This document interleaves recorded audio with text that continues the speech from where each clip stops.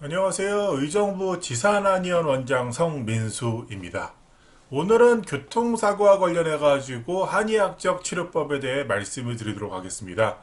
우리가 교통사고는 영어로 트래픽 액시던트, 차량과 관련된 재반 사고를 뜻하는 말인데요.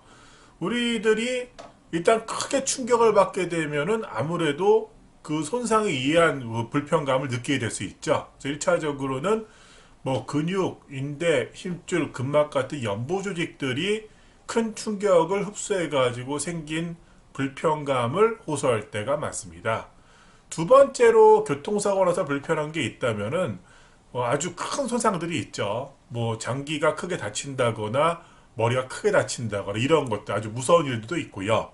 교통사고 나서 세 번째로 보통 불편하다 말할 수 있는 거는 갑자기 숨을 쉬기가 힘들다, 가슴이 답답하다, 자다가 깬다, 근데 검사하면 사실 딱히 나오는 게 없는 것 같다 등등의 우리의 내장기적인 반응들이 있어요. 자율신경계, 한의학적 음양의 개념이 관련된 그런 신체적인 반응들도 있습니다. 네 번째로 말씀드릴 거는 왜 사고가 났는데 그날보다 지나고 나서 아프지 이런 것들이 있거든요. 그래서 순차적으로 말씀드리도록 하겠습니다. 우리는 뼈, 근육, 인대, 힘줄, 근막, 각종 장기들, 뇌 이런 것도 장기에 포함은 되니까요. 여러 가지 조직들이나 연부 조직으로 구성된 유기체적인 존재를 할 수 있겠는데요. 1차적으로는 크게 손상을 입었다. 예를 들어가지고 엉덩방아를 쪘어요. 아니면은 손바닥으로 크게 한번 등을 맞았어요. 그러면은 그 맞은 손상에 의해 가지고 굉장히 큰 불편감을 느끼게 됩니다.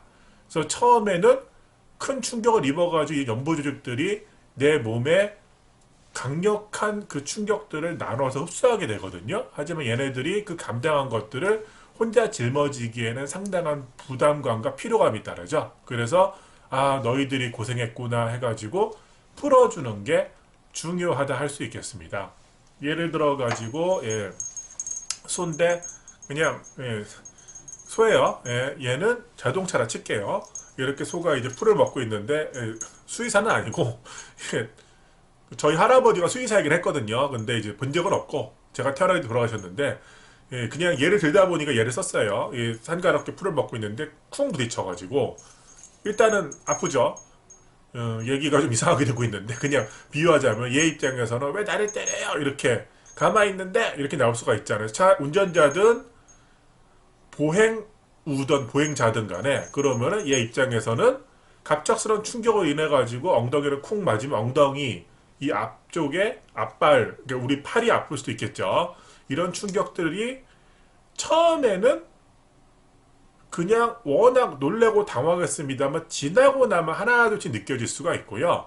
또 생각해 보니까 내가 지나고 나니까 차분한 감정에서는 앞발이 아프든 뒷다리가 아프건 어깨가 아프건 등등 늘어날 수 있거든요. 그래서 1차적 연보조직 손상으로 인해 가지고 다친 타박상 손상 같은 경우는 치료에 임하는 게 좋습니다. 두 번째로 제가 말씀드렸던 거는 장기나 뇌 이런 부분 좀 큰 부분의 손상으로 볼 수 있겠는데요. 우리가 이제 장기들이나 뇌 같은 경우는 실제로 생명과 관련된 부분들이 많죠. 그래서 굉장히 큰 손상이 입었으면은 진단을 받아봐 검사하는 게 좋은데 우선적으로 신경이 쓰이는 거는 제가 물어보는 거는 어지럽냐, 토할 것 같냐, 눈이 잘 안 보이냐, 평생 한 번도 못 느낀 극심한 두통이 느껴지냐, 이런 것들이에요. 그래서 우리가 머리를 만약에 또 쏘가 나왔어요. 사람으로 할까요? 사람으로? 그러면은 뭐가 있냐? 지금 간단하게 쏘로 할게요. 미안한데 얘가 사람이 됐어요. 좀 이상한데 이렇게 꿍 부딪혔어요. 그 자동차 창에 부딪히거나 하면 머리가 이렇게 어지러울 수가 있죠. 그러면은 이제 머리가 어지럽게 되면은 갑자기 내가 왜 그러지 이런 식으로 만약 꿍 부딪히지 않게 놀라서 그럴 수 있긴 한데 만약 쿵 부딪히면은 이 뇌가 탕 부딪혀가지고 머리뼈와 뇌가 충격이 올 수가 있거든요. 부딪혀가지고 우리가 뇌가 머리뼈 안속에 이렇게 이제 뇌척수액으로 둘러싸여 있는데 그 뇌척수액과 이제 머리뼈 사이에 뇌가 쾅 부딪히면은 큰 충격을 받게 됩니다. 그래서 뇌가 붓거나 멍들거나 뇌진탕이 오거나 심지어 뇌출혈이 올 수도 있거든요. 그래서 한 번도 못 느낀 극심한 두통이 있거나 뭔가 이상한 감각이 있으면은 진단을 받는 게 좋고요. 만약에 내가 사고가 난 지 한참 지났고 그냥 어지럽기만 하고 아픈데 영상을 찍어가지고 실제 그런 것도 없고 머리를 쾅 부딪힌 게 아니라면은 스트레스 받고 놀라고 뭐 긴장하고 등등으로 인해 가지고 일시적으로 뭐 전정기관이거나 뭐 그런 이제 평형을 담당하는 부분들이 문제가 생겨서 어지러움도 느끼실 수도 있습니다. 예, 또 말씀드릴 부분이 있다면은 소화가 안 된다, 구역감이 난다, 속이 답답하다, 예, 머리가 어지러운 것 같긴 한데 내가 사고 난 지 시간이 한참 지났다 이런 재반 증상이 있을 수가 있는데요. 사고가 나면 처음에는 좀 굉장히 놀라고 당황할 수가 있습니다. 만약에 뭐 이분이 있다 쳐요. 굉장히 좀 활발하고 좀 약간 뭐 강해 보이는 아저씨죠. 근데 이분이 사고가 나가요. 처음에 그러면 아니 어떻게 된 거예요? 이렇게 나올 수가 있죠.